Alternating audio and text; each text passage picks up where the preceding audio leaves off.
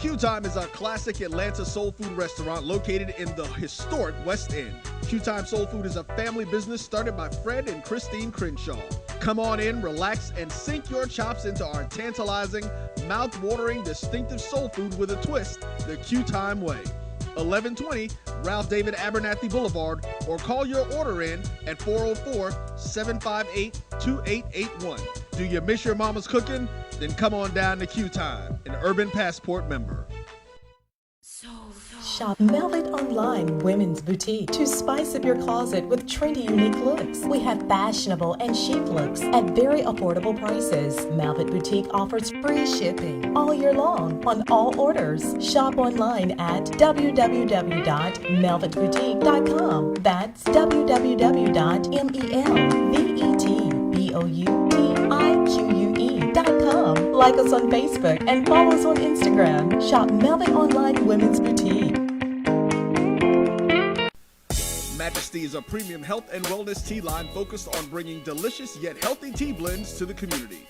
Filled with an abundance of vitamins and antioxidants, we work to blend teas with exotic spices and fruits to produce scrumptious and wholesome beverages. So check us out at mymajesties.com.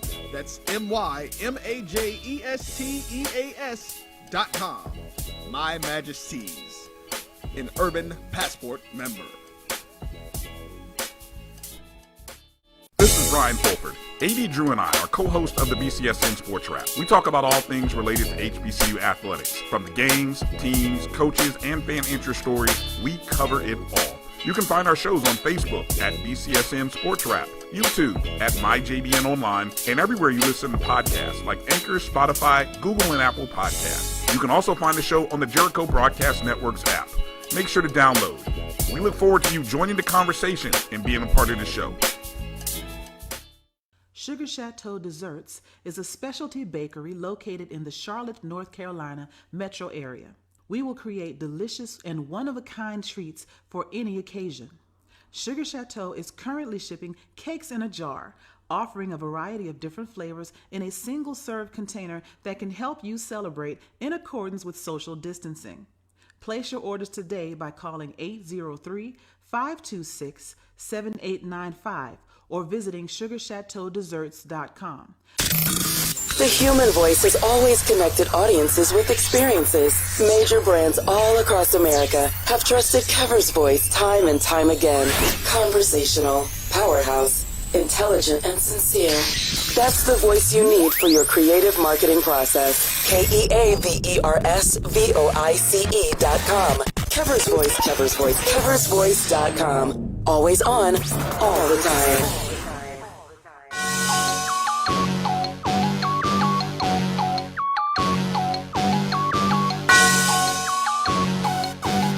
Yeah. I love my HBCU. And boy, I love it, love it. I love it, love it. I love my HBCU. And man, I hope my team they won. Yeah. I hope my team they won. Yeah. Man, I hope my team they won. I hope my team they won. Yeah. I tune into the HBCU Sports Lab to see if my team won or lost. If they lost, I'm quiet as a mouse. But if they won, keep tab. I'ma do the dab, yeah. Dr. Cavil, he know what he be talking about. Mike and Charles, they know what they be talking about. They compress the analytic data with your hip hop. If you know them like I know them, they gon' tell you if your team, if they won or lost, and who the ball, So listen to Professor, yes sir, and pay attention, cause he gon' teach a lesson. This is Dr. Cavil with Inside the HBCU Sports Lab with Mike Washington and Charles Bishop. Standing in today, Mike Washington is still on assignments. I don't know what he's doing and how he's getting it done, but we got none other than Tolly Carr, HBCU Gameday. Look who we stole and got out the ship. Man, it's going to be on and popping today. Welcome to episode 124 of Inside the HBCU Sports Lab radio show and podcast, the show that's covering and supporting HBCU diaspora, all things HBCU sports from institutions large and small, from NAIA to the NCAA. We share insights, information on the HBCU sports culture, HBCU athletic aesthetics, to facilitate the story of HBCU athletic programs and the business of HBCU sports. I'm your host, Dr. Kenyatta Cavil, along with my co-host, Mike Washington, Charles Bishop. And as I said, Mike Washington is on assignment, so we didn't pull the heavyweights out. Mr. Tolly Carr, none other than the HBCU Game Day legend in the flesh. Well, I guess we had him on the screen, so not quite in the flesh, but you get the idea. We are filming from our home studios and sending a signal live from our KSOH 1230 AM studios with the Texas Radio Hall of Famer, Ralph Cooper, and the beautiful home of Texas Southern University from Houston, Texas. With that, Charles, you on the golf links. How you doing? I'm doing well. I was on the golf links today, played in the W.C. Gordon, Ashley Robinson golf tournament here in Jackson, and had a great time out there. I played with my Jackson State AD, Ashley Robinson, and Jay Walker out there. So had a ball out there. Even one closer to the pin today. Man, that's all right. Are you sharing any of the prize, mother? No, thank you. Tyler, you see how he does you? Do you see that? Well, welcome, Tyler. Let me give you a appropriate welcome. You see how we had on the show? Well, Doc, you get top billing. You get to talk all the time. You can't get a cut. You can't get a cut of the prize money too, man. You gotta let Charles live a little bit. Just a little bit. He's in on the secret. Did you call him first before me? How did this work? He's supposed to be on my team. Charles called me after the game last weekend. We've been talking all week, though. Oh man, I know, right? Good. I thought I had it going on. I liked it. But seriously, Tolly, welcome to the show, and it's exciting to have you. I think we're going to have a really good show, and as you see, we've been bringing on guests the last couple of weeks. We're spreading out the framework, and we're creating a new framework of how we introduce and create the partnerships that we believe we need to have. So we're glad that you answered the call, as they say. We appreciate you. Absolutely, man. Looking forward to the next hour and change. Let's get it done. Today's episode of Inside the HBCU Sports Lab is sponsored by THG Agency. THG Agency is a company that provides sporting and educational consulting and data analytics. With that, let's jump right into it. I'm going to start with you, Charles Bishop, as we like to call on him at times, Professor Bishop. How's it going? What are some HBCU news of the day? Well, I thought this was very interesting news, and this comes from Bethune-Cookman. But Vanessa Blair-Lewis, she's leaving Bethune-Cookman for a new job. She, former four-time MEAC Women's Basketball Coach of the Year. She will be moving on. She will be moving on and taking the job at University of Tennessee George Mason. I'm sorry, forgive me. She'll be leaving Bethune-Cookman, going to George Mason. So definitely want to kudos to Vanessa Blair-Lewis in terms of what she was able to get done at Bethune-Cookman, and now taking her talents on to George Mason. Going back to Tolly Carr, straight out of Atlanta, what is some of the hot news? And you all bring the news all the time, keep us all up to date. Anything outside of what you just popped up on HBCU Game Day? Do you got anything news that you want to share? Or are you going to go back to the tried and true? What you got for us today? Well, not big news, but a feel good moment. There's some news out there now. I know FAMU announced some more of that. Or that Power Five on their schedule, and Hampton is re-embracing their HBCU rivalries with some future opponents. You can find all that at hbcugameday.com. But last night, guys, I was at Morehouse, their spring football game, the conclusion of spring football. And I just thought it was a really special moment because Morehouse was really significant in the beginning of the pandemic. They were the first college and first athletic program to cancel its football season. So they were ahead of the curve in many respects. And to see them out there last night and Coach Freeman being able to get his guys back in the program, they did have a lot of opt-outs with this blessing. But I was really happy to see them back out on the field and looking forward to our Division II brethren getting back in the football picture because they've really been out of the limelight. The SWAC is jumping in there. The Mad Max MEAC schedule of the spring, they've got a little bit of action. I know we're going to talk about that later. So we got that video up from spring practice last night. So if you're a big Morehouse fan, you can go to our YouTube channel after this show and see how things are going there in Atlanta as they get back to football. No doubt about it. Great inside information. Talking about Morehouse, you're right. They kind of set the stage when they said, no, not this year. And then you had some other folks that jumped on, including from a conference perspective, whether that was totally shutting down or at least the delaying it. So the fact that they're back in business, even with the spring component, is significant, very intriguing. Let me shout out some people before we move forward with some other updates. Alan Malone, George Walker has jumped in here checking us out. Chuck Hunt is always in the house, and he says, "What's going on, Tyler?" Willie Mack, Demetria Glenn, Joe Walker, Corey Collins, Quentin Henry, all in the house. Dwight Moore, so HBCU 1-1. Yes, we're going to bring it hot and heavy. Let's jump back to it, and I'll give some more shout outs as we continue to go. Jerome Jeep Sutton is in here checking us out today. With that, Charles Bishop, what other news did you want to share today? Well, this news came from Florida A&M. So they announced this Power 5 and Group of 5 football opponents for the next few years. And this was released today. Vice President, Director of Athletics, Courtney Gaucher, released a slate of future non-conference football opponents, which will certainly continue to raise the profile of the department. So listen to these future non-conference opponents. In 2021, the FAMU Rattlers will be taking on Fort Valley State, University of South Florida, South Carolina State University. 2022, they will take on University of North Carolina, Albany State, and SCSU again.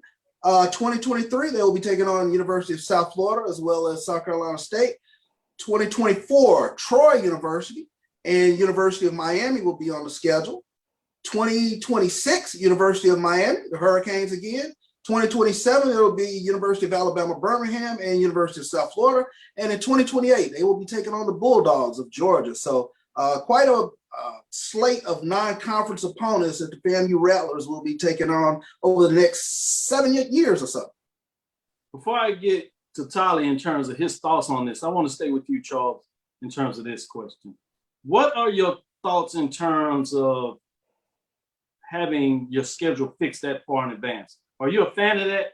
You know, this is the first time we're starting to see that. And I think it helped that the SWAC created a 10-year schedule in terms of the conference. And so now you see, and this is old news for FBS, they've always tried to schedule out many years in advance.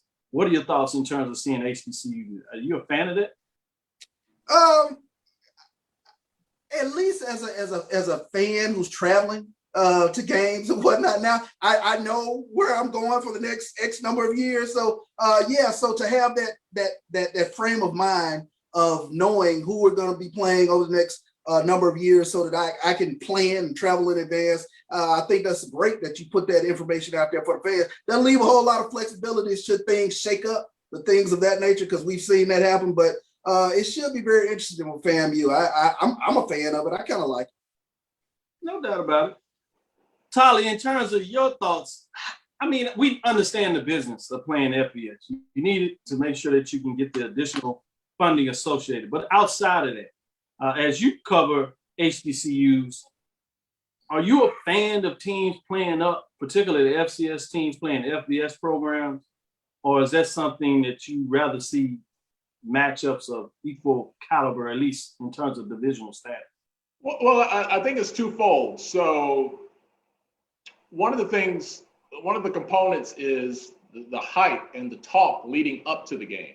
So when you have that FBS opponent on your schedule, that generates a lot of talk, and that's good for members of the media and people who make a living doing this. And every once in a while, you feel like the school really has an opportunity. You know, you hate to keep throwing out there, hey, remember that time Howard beat UNLV? You know, I don't really think about UNLV as a football powerhouse. You know, I'm thinking Larry Johnson is the first thing that's coming to my mind. But hey, they beat the odds. It's in the record books. But the one thing I really like about what Charles had to say there. Charles, they play South Florida, what, three, 4 times in there? 3 or 4 times out of that, exactly. So what that does is, if Willie Simmons is there for the duration, that gives his program a chance to analyze and measure where they are. It's not a one-off series. So no one is expecting FAMU to come out of the gates and beat, South Florida, but if they play them within 21 the first year and then 14 or 17 the next year, it really gives you a good marker to see where your program is as far as playing above and beyond your level. Because to be the top team in the SWAC, which is where they're going, obviously, they can't just be, you know, an average FAMU team. If they want to really capitalize on that situation, they got to be above and beyond their talent level so they can really get it done in the SWAC. So having the ability to have that kind of benchmark playing USF that many times, I really do like that. That's a great point when you talk about how you continue to measure yourself up and you have one team that you can really focus on. Obviously, they may do some changes, but it gives you that framework of, as you continue to push forward, where you're going with your program. I noticed also you all put out there on HBCU Gameday, and I think you touched on this a little bit, but let's go a little deeper in this. The MEAC sets records straight on playoffs. That information came out today, and y'all took a deep dive in there. I thought it was great to get that information. And so I want to get you all's opinion on what this means and just your general thoughts on it. Essentially what it's saying is the MEAC is basically ineligible for the FCS playoffs because no matter how many teams they had in the conference or those teams playing within the conference, even though they didn't have a set conference schedule given a championship, they still were going to be able to hold a FCS bid as a conference.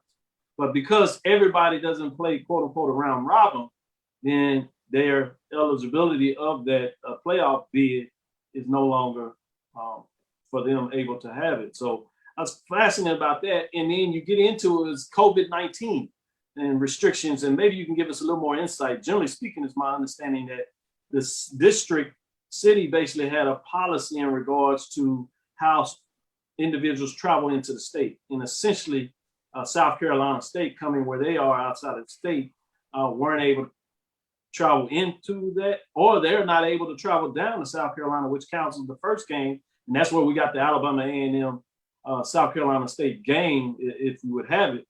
But going to you, Charles, what are your thoughts on that? Well, the first thing I thought about in terms of reading it, I thought about the athletes themselves in terms of everything that they put in, trying to get, you know, this games in the MEAC, and it's just seemed like it's been one headache after another. We knew that it was going to kind of happen with COVID, but for, you know, this to be kind of the culmination of the spring, my heart went out to them because I just thought that was you know, just a difficult thing to deal with. It's already been difficult enough to deal with COVID, but for this to kind of be the cherry on the sundae, if you will, that it just, you know, COVID being what it is, it just did them in, and you just felt bad for them. That was really kind of how I thought about it. So in a lot of ways, it was looking like South Carolina State probably would have been the representative. I know they still got to play Delaware State, so, you know, forgive me if I'm jumping. But they're playing, I mean, each other. You know, I mean, it's just, there's not a lot of competition within the majority of the MEAC. All the conferences are doing it. I mean, some are playing 4 or 5 games, some are not. They're playing 2. So, I mean, you're not going to get a true measure whether you're the coastal, I mean, Big South, Big Sky, OVC, they're all like that playing a couple of games. So I'm not so sure that gives me pause. But I guess my question I was going to get to you, Tolly, was before you give your thoughts on that, if South Carolina State wins out, will they have enough to get quote unquote an at-large bid? It's tough to say, but I will go backtrack and say this. It shouldn't have been of any surprise. When I saw it, I was like, duh, because Howard, as soon as Howard said, we're not going to South Carolina State, South Carolina State's not coming here, I mean, it was dead in the water. And I'm not Dr. Fauci, and I'm not an expert on all these rules, but when I did look it up, you know, the federal government can't ban interstate travel, but what they did, and neither can local authorities, but they put into place measures that if you went to South Carolina and came back, that you had to undergo all this testing, and then you had to quarantine.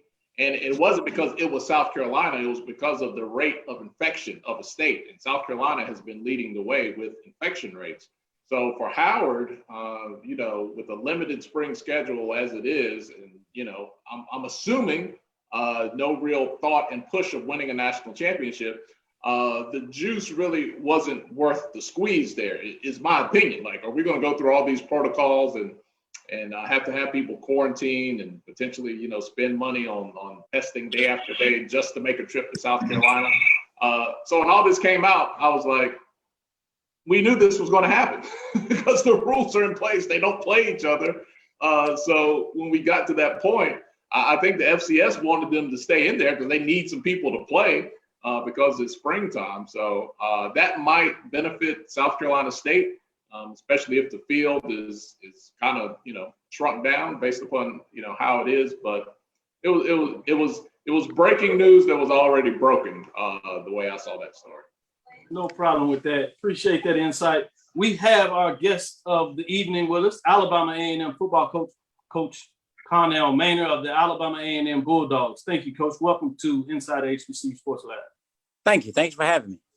Man, it's our pleasure. We're just talking about the MEAC and the fact that the announcement came off that they wouldn't have their automatic bid. You're familiar with the MEAC in regards to your time with Hampton and previous as you played with North Carolina A&T as a star quarterback, and then obviously being in that general facility with the stuff you did with Winston-Salem State. Your resume is so thick, we can't announce it all here, or we wouldn't have a chance to really get into the question. But now you're the head football coach at Alabama A&M as of 2018, January 16th. They announced you coming in. But let's get into this matchup in terms of Jackson State. I know you've had time to really break down the film. What are your thoughts going in this game? What are the things that the Alabama A&M Bulldogs want to get done in this game?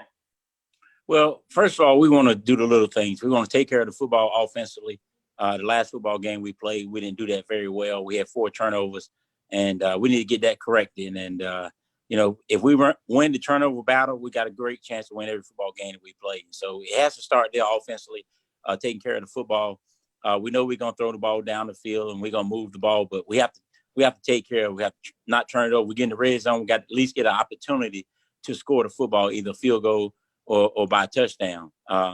And defensively, we got to keep flying around the way we did in the first game against South Carolina State and keep the pressure on the quarterback with that front 4 and those front 7, getting those run fits and just keep flying around on defense and special teams.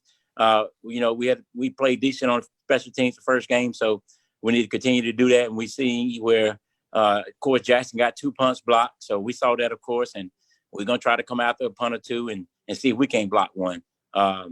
But I know they know what they did wrong, and so they're going to try to get it fixed. That's what football coaches do. So we're going to see if they got it fixed and try to get us a punt or 2.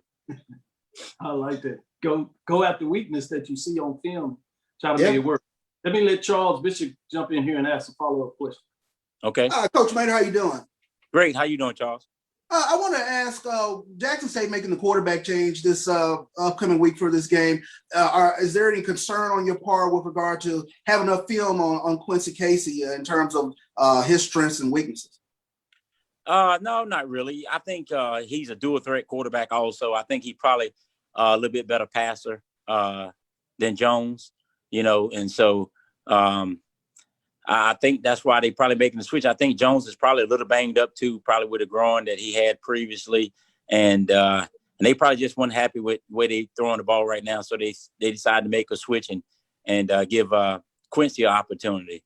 And so our game plan is not going to change because both of those guys can run the ball and both of those guys can throw the ball and beat you with their arm. And they got some dangerous wide receivers, big receiver, number 9, and they got number 10, the all-purpose wide receiver. So they got some weapons. I don't know if the running back is going to be back. I know he got hurt last game and went out the game in the 4th quarter. But I don't know if he'll be back. He probably will. Running backs are tough. And, they take a beating and keep on ticking. So we'll see. But, we just got to strip our tackles on defense, play our assignments, don't give them anything easy, no big plays, and make them earn it. For yourself, you haven't played since March 6th. What are you kind of expecting from your team? I know all the cancellations have been a bit of a headache, but are you expecting for there to be a little bit of rust? Well, I hope not, but if it does, it won't surprise me, because we don't have but 1 game of game speed, and they got 5 games of game speed. So you can't duplicate game speed in practice. And so that's what we got to get back used to is game speed. So hopefully we can get acclimated to it real quick here, a quarter and a half, and we be back to game speed, playing full speed. If we can try to keep it close until we can get used to game speed and start playing the way we know we can play. Hopefully that's not the case. Hopefully we come out and don't miss a beat. But to be honest with you, that's going to probably be hard not to do. Thank you, Coach. Let me go to Tolly Carr and let you jump in here with a follow-up question. Hey, Coach Maynor, man, how you doing? I'm doing good, man. How you doing? Good. You know, when you it's as you just said, it's almost going to be like the first game for you guys. The temperature is going to be a little warmer down there in Jackson, Mississippi, probably.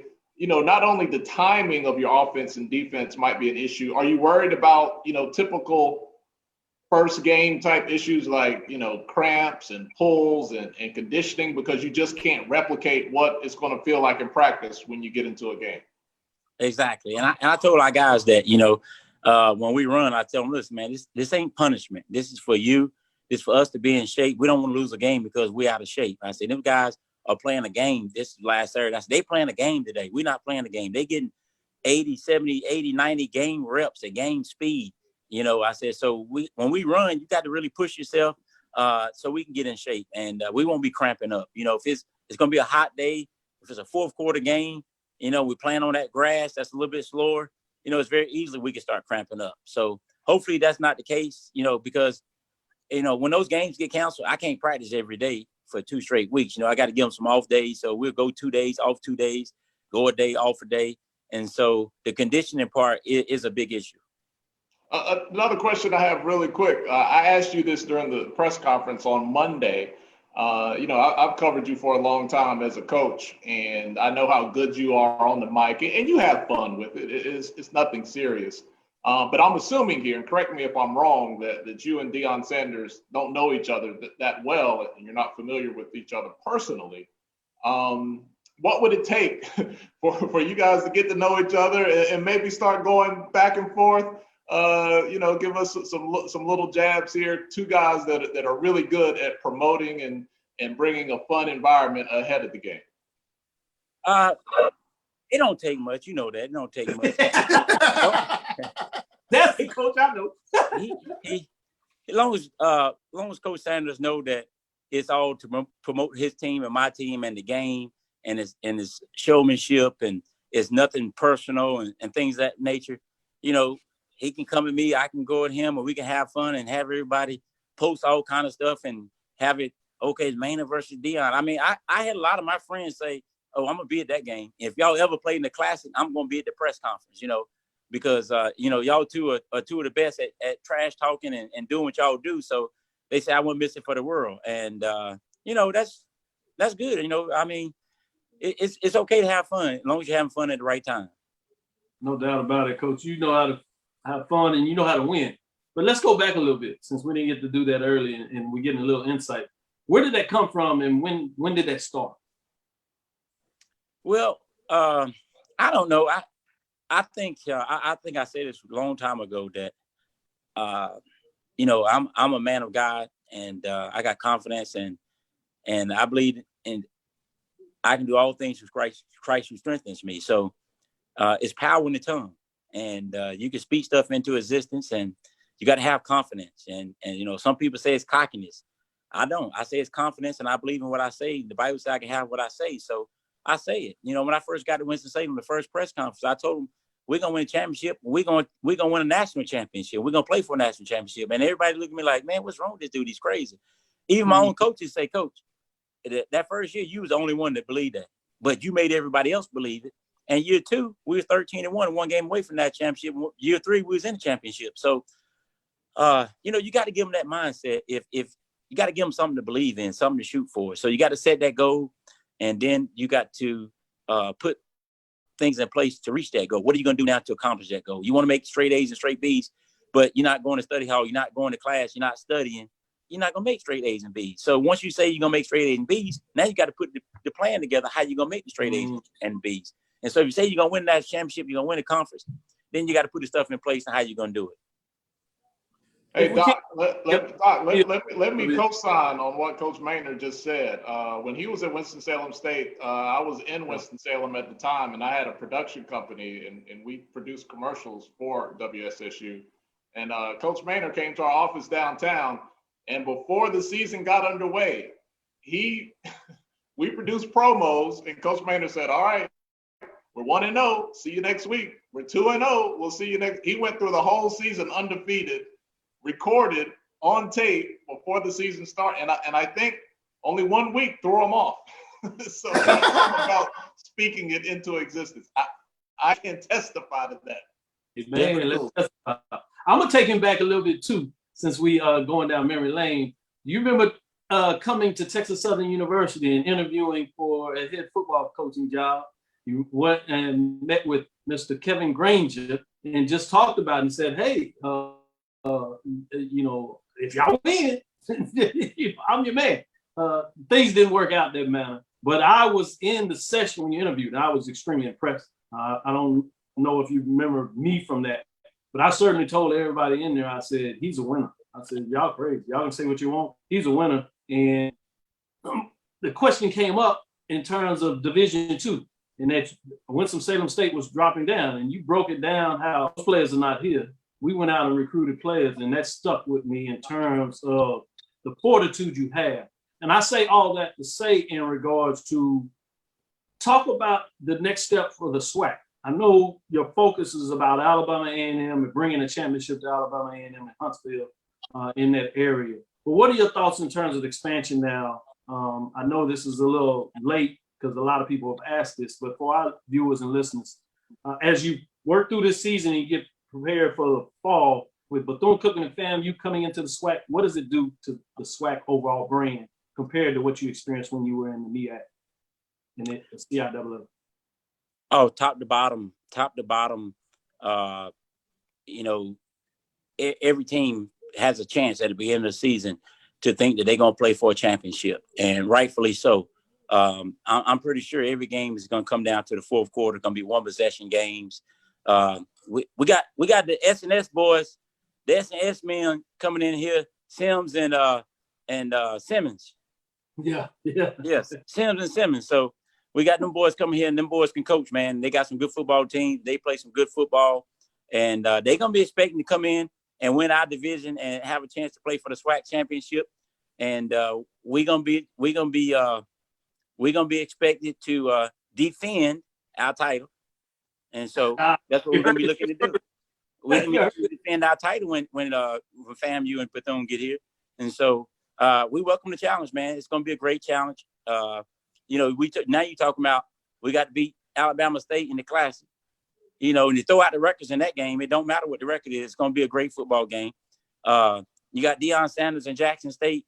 You got Mississippi Valley on the uprise, being competitive every week. Okay, now I got to play FAM and I got to play Bethune. And then they cross me over and I got to go play Southern or Grambling or Alcorn or Prairie View or Pine Bluff, who's good now.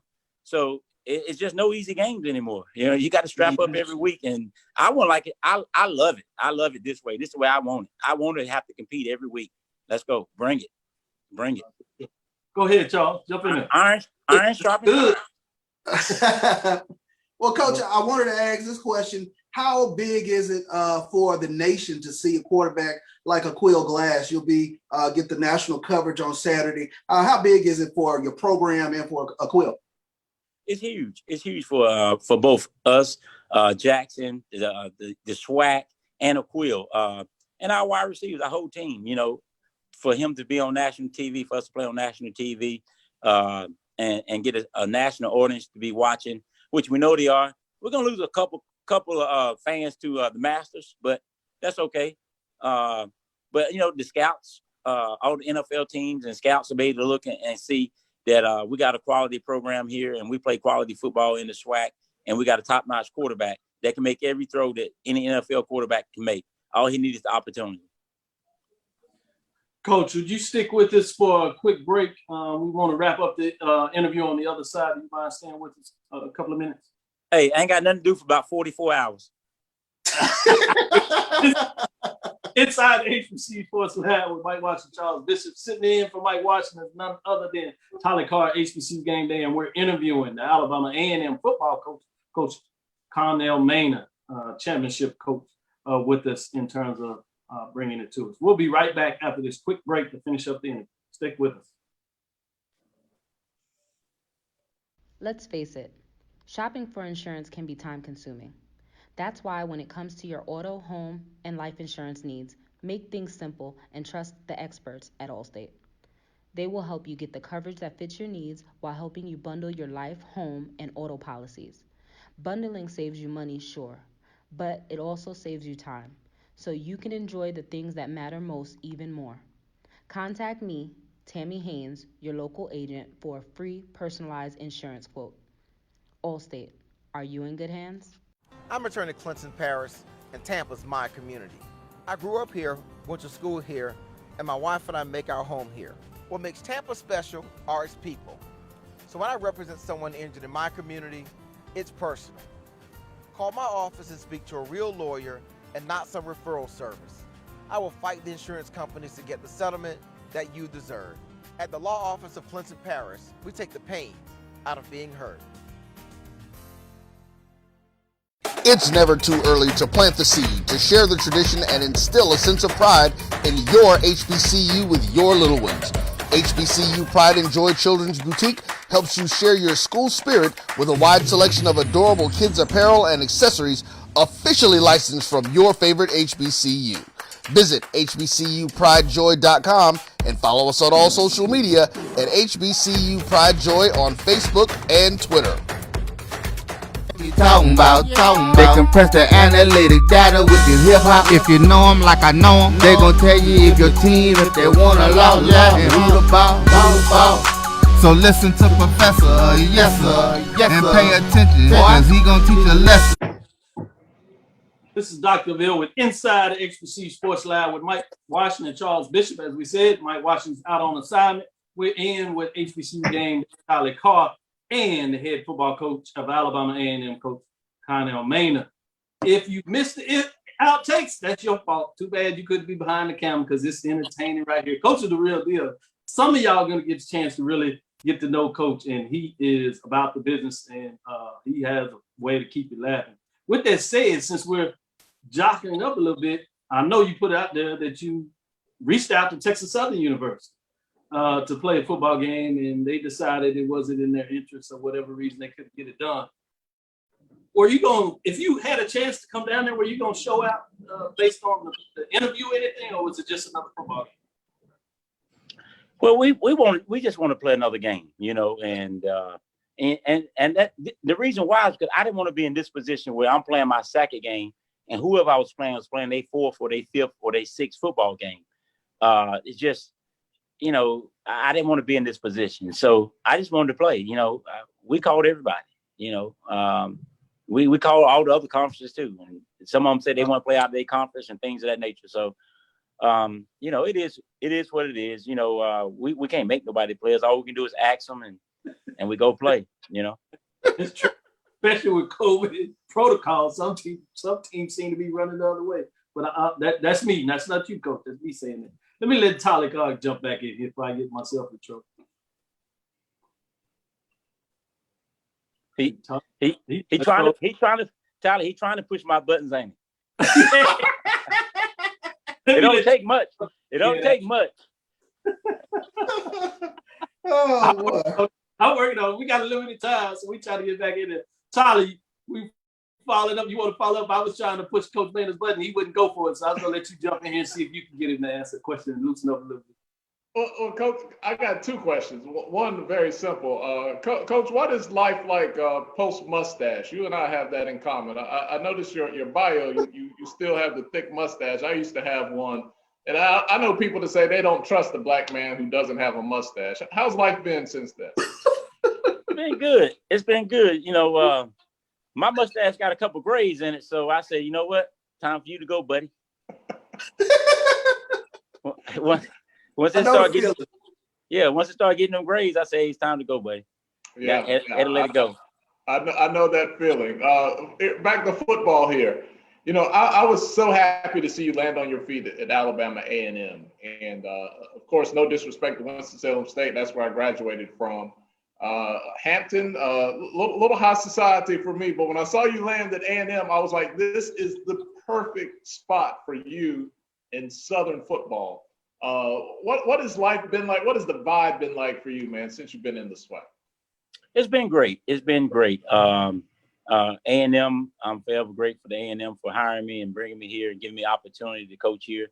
And the community, it's just been warming. The fans, the university, everybody's. And so, we got it turned around. We got the ship turned around, heading in the right direction. 2 winning seasons. And, they hadn't had a winning season since 2011 before I got here. So we got to head in the right direction, and we're on championship run now. So everything is well. Everybody likes you when you win, Telly. That's true. That's very true.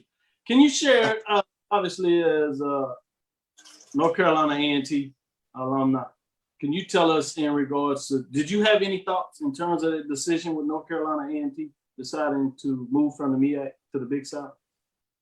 No, I didn't. That was Chancellor Martin, and he's done a super job since taking over Chancellor there and got that university turned around, not only in athletics, but administrative-wise. They're the largest HBCU, and that's strictly on his back and his watch. And he's done nothing but an excellent job. And every decision that he's made has been the right decision, in my opinion.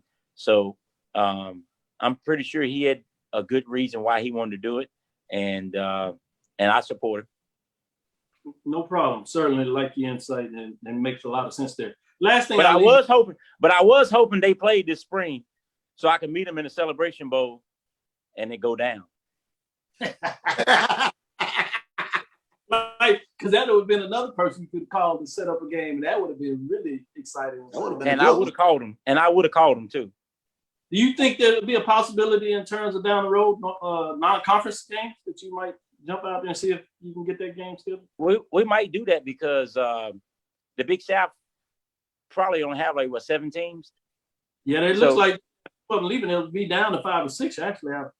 Right, and so they're gonna be looking for a lot of non-conference games. Yeah. So it's a great possibility that we could play one of those guys, North Carolina Central, A&T, somebody else out of the MEAC. So just like South Carolina State, it's no big deal to me. I mean, you want to meet in Atlanta, we'll play in Atlanta.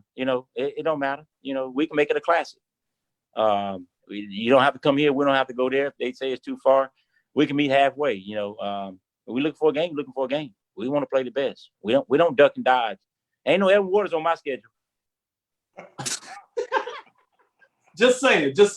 With that, Coach Maynor, we're gonna let you have the last word in terms of Alabama A&M fans. But anything that you want to share with the viewers, any last thoughts you want to share? That I want to share? Yeah. Oh, go Bulldogs! Hey, baby, y'all tune in ESPN this week, and we're gonna try to make you proud and give you the good show, offensive, defensive, special teams, and represent the way the Bulldogs represent. No doubt about it. Thank you for your time, Coach. I know it's very valuable. Appreciate you showing up and showing out as you always do. Look forward to some post-game interviews. Good luck this weekend. I got to give some love to my Aggies too. My Aggies, Aggie pride, baby. I graduated from there, but I'm working out. They on here. Watch us. You got to give them love. They out here. I got to give them some love. You know what I'm saying? There you go. They'll be supporting this week. There you go. It's all good. No doubt about it. Thank you, Coach, again for your time. This is Coach Connell Maynor, Alabama A&M head football coach. Looking forward to a big game this week against Jackson State on ESPN. We'll show up and show out. We'll get to talk to them next week and give you an update. You better tune in because it's going to be entertaining. This is Dr. Cavil with Inside HBCU Sports Lab. We'll take a quick break and we'll be right back to close out the show. Thank you, Coach. Thank you. True Black Essentials is a retail opportunity to bring Black businesses under one roof, where every product on every shelf in every aisle will be Black owned and Black produced by people all over the world. Statistics show that the $1.3 trillion of spending power that we have as Black people can easily be turned into each Black person having $2 million if we were to shop Black for 2 years. So True Black Essentials will launch an e-commerce store on November 1st, 2020, but we will open up brick and mortar stores in Atlanta, New Orleans, Charlotte, Houston, and Jacksonville, with the very first store opening in Atlanta, June 19, 2021.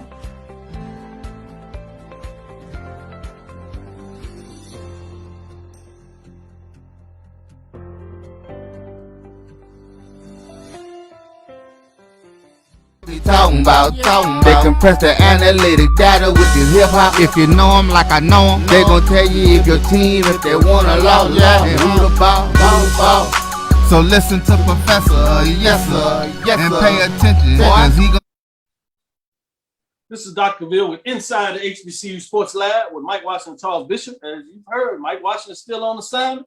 Tolly Carr is in the studio repping HBCU Game Day and giving some information. So I'm going to go straight back to you, Tolly Carr, since we're going to talk about it a little bit. Let's get into it. What are your thoughts in terms of this matchup between Jackson State and Alabama A&M? It's the game that I've been looking forward all year, looking forward to. Number one, because I didn't know how it would go, but I knew, Doc, you and I have talked about this. I think for narratives and storylines and just for the fans to enjoy, Deion Sanders needs a foil. He needs somebody who can go back and forth with him, because part of SWAC football, man, is you got to talk that talk. And that's not part of our reality TV era. Historically, that's what coaches in the SWAC have done. You schooled me on the bus tours and how they used to say, we're going to get off the bus throwing the ball. And it was coordinated, and it was part of a bigger plan. So the excitement and the possibility of Coach Maynor and Deion Sanders going back and forth, that's one thing. But then when you look at the talent of Alabama A&M and where they're coming from and how they've come up through the ranks since Coach Maynor has been there, and of course all the hype about Jackson State, I'm really looking forward to it. It could not live up to expectations only because, man, Alabama A&M has been left standing at the altar for the last, 4 weeks in running. So you got to take that with a grain of salt when we see the game. But half the fun, man, is the talk and the expectations heading into the game. So there's going to be no disappointment on that part. We're just going to have to see how the game plays out on Saturday. Yeah. That'd be scary. We made it past the Wednesday date. It's usually caught us. So hopefully we can finish out Thursday, and then maybe we'll be good and make it through to actually see this game be played. Let me go to Charles and get his insight. What are your thoughts overall with this game? And then we'll get into the matchups in terms of the X's and O's. What are your thoughts, Jim? I'm excited to watch it. I think it'll be a fun one. One thing that you have to keep in mind is there's a storm front that's going to come through Jackson tonight. 80% chance of rain tonight, going into tomorrow. So look for a sloppy track. So I don't know how much that will affect Alabama A&M's passing attack. In addition to the time that they've been off. So like Coach Maynor said, it might take them a quarter and a half to kind of get acclimated to game speed.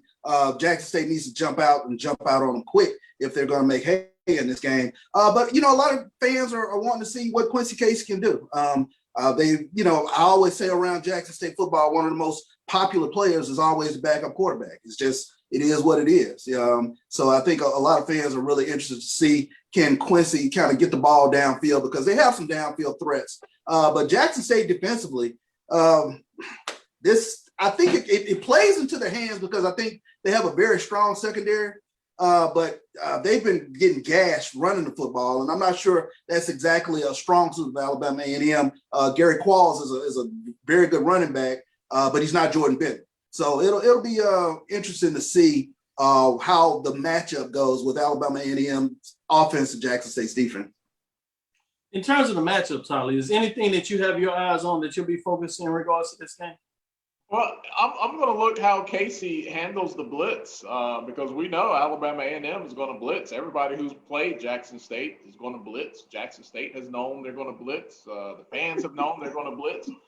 So will a different quarterback with the same offensive line be able to make some quick reads on hot routes, dump the ball down? I don't think Casey is as good of a runner as Jalen Jones is. So his ability to work with what he's working with and the decisions he makes, if Alabama A&M is in a position to pin their ears back and go all out on the blitz, that's going to be interesting to see how he responds to that. Care to give any predictions? Oh, it's so tough, man. I think I would, if I had to bet money, I would bet on Jackson State because you just can't make up for missing all those games in a row. And if Jackson State can capitalize early on Alabama A&M coming up to speed, I put my money on Jackson State. If I had to predict, I would say Jackson State probably jumps out to a lead and holds on as Alabama A&M picks up speed in the second half and roars back. I hope we have a better game to be on the ESPN this week. Last weekend was, just the anticipation, just the spectacle of the game was enough, but I don't think we want to see two. I don't know if last week counts as a blowout. It was close, but you definitely don't want to see two double-digit deficits 2 weeks running on ESPN. Yeah, especially the way it played out in the second half. In the first half, like you said, there were some ways that you thought Jackson State was still in it and kept it close, but you're right. Interesting point in terms of the lag time, the delay, and how you believe that is going to come to play in this game. Great point when you make it. Let me go to Charles. Those hamstrings, those abdominal muscles, man. Look, it ain't the same, bro. Playing against each other in practice is not the same as you forcing your will on another man who doesn't care anything about you. Those are Coach two Maynor different said circumstances. He's concerned about that himself. So yeah, you're not talking about anything that is not real in regards to what players and coaches are looking at. Charles, any prediction you care to give on this game? Well, I'm here in Jackson, and I got people inboxing me about what Coach Maynor said already, so I better say something right. So, yeah, I think Jackson State has a very good opportunity to get a win in this. But I tell you what, they're going to have to get some sort of pressure on Aqeel Glass because that has been something that has been sorely lacking in terms of any sort of defensive pass rush. And we talked with Jackson State's offensive coordinator, Coach Pollard, and he was saying that right now, offensively, they can't play behind the chains. So that'll be something to kind of keep an eye on, especially with Quincy. What can they do on first and second down so they can get him in some third down situations where he can, make hay to keep the chains moving. So, I like Jackson State. They got to get some sort of running game going. They got to – that has been sorely missed in the past couple of weeks with Alabama State and Southern. So it'll be interesting to see if they can get some running going against Armani Holloway and Marcus Cushine because those guys are really formidable defensive players for Alabama A&M. Certainly. When you look at that, great points made there. Let's jump over Delaware State and Delaware. Somebody put out there if Delaware State is able to somehow get that win over Delaware, does Delaware State get a bid to the playoffs, outliers bid? I can't see it. They're 0-2. Even though that'd be a huge win, you're just 1-2, and they still got to play South Carolina State. They get a win, they're 2-2. I still think they're outside looking in. Do you want to say anything about that matchup in terms of Delaware State, Tolly? I do want to say something about South Carolina State. I don't have much to offer on the Hornets up there in Delaware. All love, though. South Carolina State said, you might be leaving the MEAC, but you are not leaving us. Holding on the FAMU, man, like, come on back. I love what South Carolina State is doing. They like playing football, man. They played Alabama State. They played Alabama A&M. They are not letting go of FAMU. I just like the spirit of South Carolina State. No doubt about it. They don't go to Bethune-Cookman either, so you're right. They were like, no, we going to play some of these matchups down south. We going to get it easy. So great point. Let's go into it then. The second matchup of the day is Mississippi Valley State and Alabama State. I know you were talking about traveling down there. You still planning to travel to that game this weekend? Yeah, I got some family obligations, so I might be on fashionably late time, but I am going to be there. I'm intrigued about two things. I'm intrigued about where the SWAC championship is going to be, because I would prefer to drive to Montgomery and not Little Rock. No, I mean Pine Bluff. No disrespect. It's just a matter of distance and expenses here. But the other thing is, I want to see if there's another step of improvement with Mississippi Valley State. They definitely made a big strides between their first and second game. They had a big gap, and they didn't have a lot of practice time before that Jackson State game.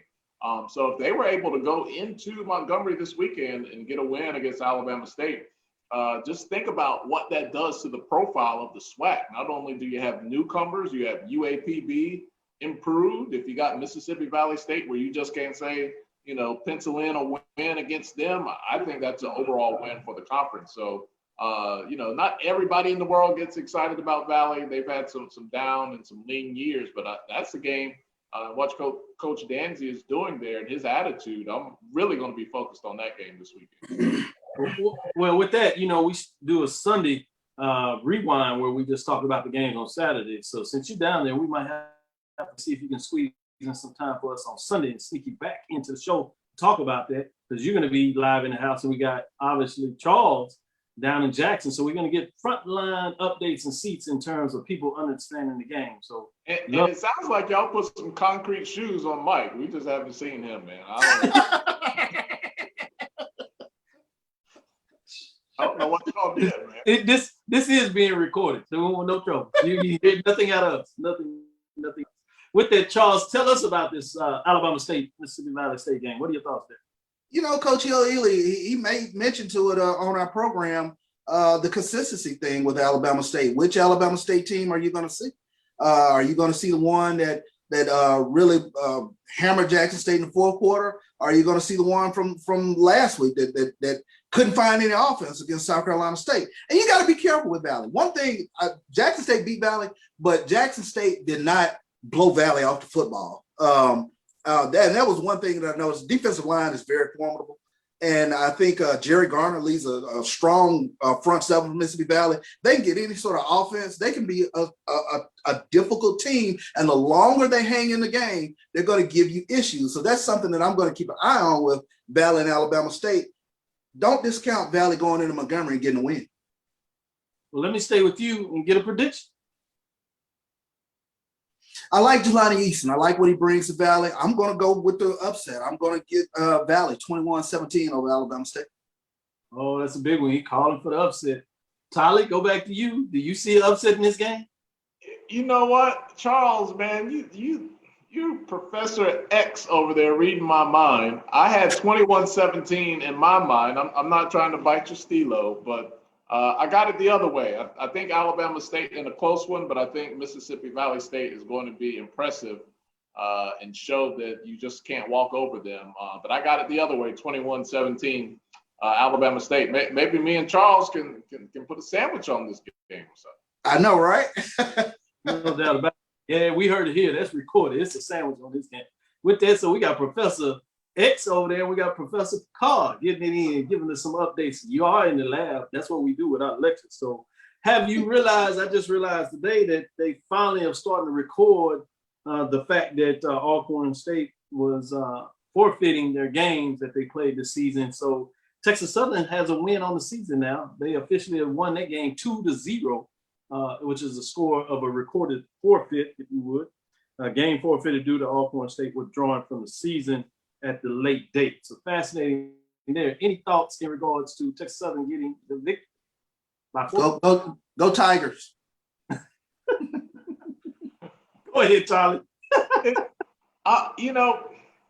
I'm still trying to figure it out for the last couple of years, man.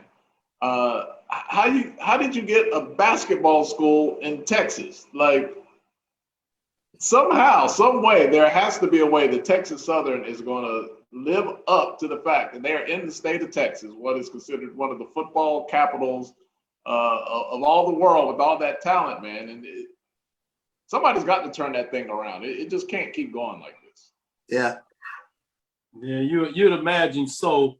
in regards to them finding a way to get it done. And the big thing about Texas Southern University is not because they're not putting finances behind it. They put financing in the program. You know, they do play off campus, but it is at a state-of-art facility, MLS soccer facility, but it's state-of-art, no matter where you look at it. And they pay their coaches. And so you got some of the best salaries in the league. So it's not like they're significant about what's going on. They're finally getting past some of the NCAA penalties and things of that nature, which has hurt them in terms of recruiting.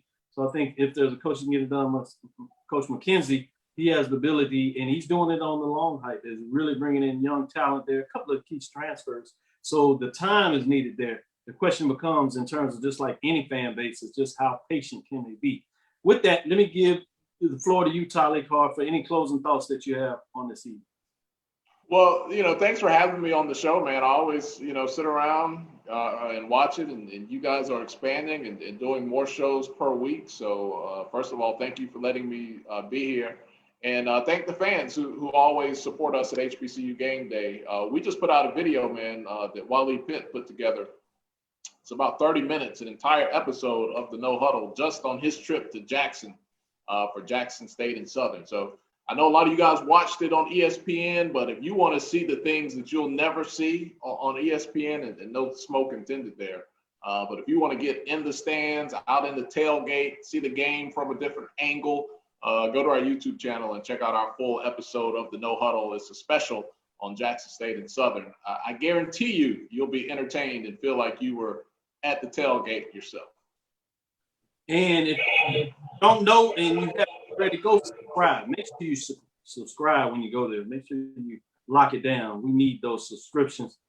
With that, Tolly Carr, I really appreciate you and your time. Tell Wally Pipp that we're coming from him. We're going to bring him on too as we make the circuit in terms of bringing folks in. So I know he likes to stay mostly behind the camera, but we're going to pull him out and give us some of his insights. You don't realize how much Wally talks, man. That brother can go. You might have to get a dump button. He just starts talking. You just hit the button. He'll still be over there talking. He won't even realize. Oh man, yeah, we didn't realize it. Thank you, Charles. Safe trip out there. We'll be hooking up and tell us more. Really excited to hear that you got it going on and got a chance to go out there and play some golf, I should say, and celebrate it. But any final thoughts as we close out from you, Charles? Appreciate you coming on, Tolly. Of course, I got an opportunity to meet Wally last week at the Jackson State Southern game. Of course, we'll be doing Jackson State's pregame show here on the Black College Sports Network. So definitely tune in an hour before kickoff tomorrow with Jackson State and Alabama A&M. But Dr. Cavil, another awesome show. Coach Maynor always nails whenever we talk to him. So really looking forward to tomorrow. No doubt about it. Thank you for listening to Inside the HBCU Sports Lab. Make sure you share our podcast with your friends and colleagues. I am Dr. Kenyatta Cavil, the Dean of HBCU Sports with Mike Washington, Charles Bishop. Sitting in today, none other than Professor Carr, Mr. Tolly Carr of HBCU Game Day.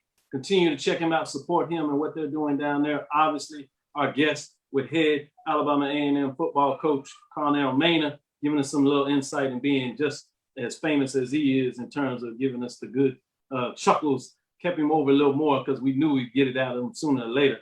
And again, we want to thank you for listening to Dr. Cavil's Inside the HBCU Sports Lab with Mike Washington, Charles Bishop, every Tuesday and Thursday right here at 6 o'clock Central Standard Time. We look forward to seeing you next week as we discuss the latest in the news. Lab, join us Sunday as well as we give you a recap of the games we broke down today. Follow me, Dr. Kenyatta Cavil, on Twitter, Facebook, and Instagram. It's DrKenyattacavil. Again, that's DrKenyattacavil. Follow us on Twitter at Inside HBCU Sports Lab 1. Follow us on Facebook, I should say, not football, but football on Facebook, right? Follow us there and make sure you subscribe. Follow BCSN Network as we are on the apps. Dream big and continue to move forward. We will talk with you soon. Tolly, any? Pete? Charles? Course. Lecture. Dismissed.